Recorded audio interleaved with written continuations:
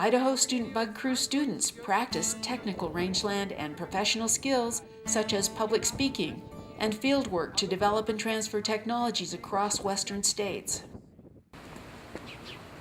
I'm Hannah Brown, I'm 17 years old, and I'm a member of the Gooding Bug Crew. I studied rangeland management and ecology sciences a lot in school through FFA and environmental science classes, and we'd study the plants, and I thought I knew what the plants were.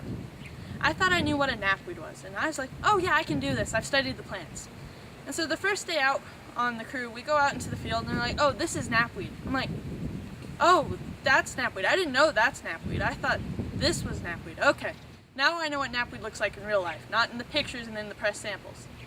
And so later that day, I go on a walk around our property, and I suddenly realize we have acres of knapweed.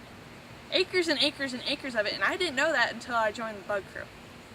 I think Bug Crew is really impressive because we cover 6 different counties, and in those 6 different counties we cover mountains, foothills, plains, valleys, and canyons. And in those different ecology settings, we also cover different sorts of plants. We cover everything from knapweed and Canada thistle to leafy spurge and Dalmatian toadflax. And I think that's really impressive because we aren't working with one thing in one place all the time. We kind of have to be versatile in what we cover.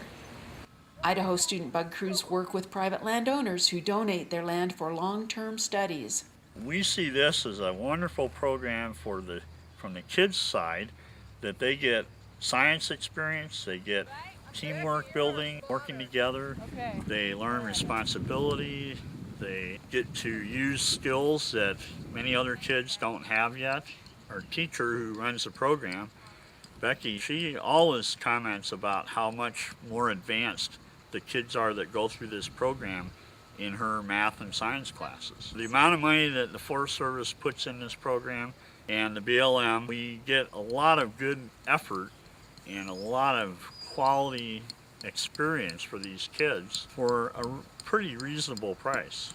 It also gives them some work experience. They earn fairly good money for a summer job, and it's just a really good program to lift up their skill level and their abilities to work together with other people.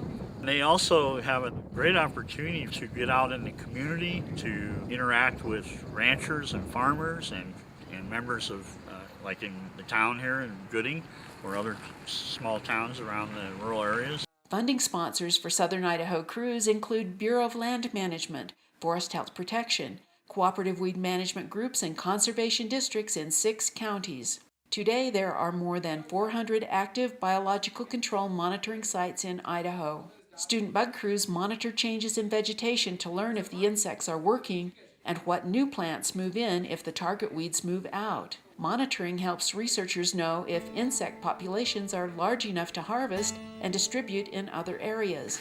My name is Melissa Griffiths, and I am the project coordinator for the Madison Valley Ranchlands group for their weed committee. This year it was pretty neat. Early in the spring we had a field trip out in the bear trap to talk about biocontrol specifically.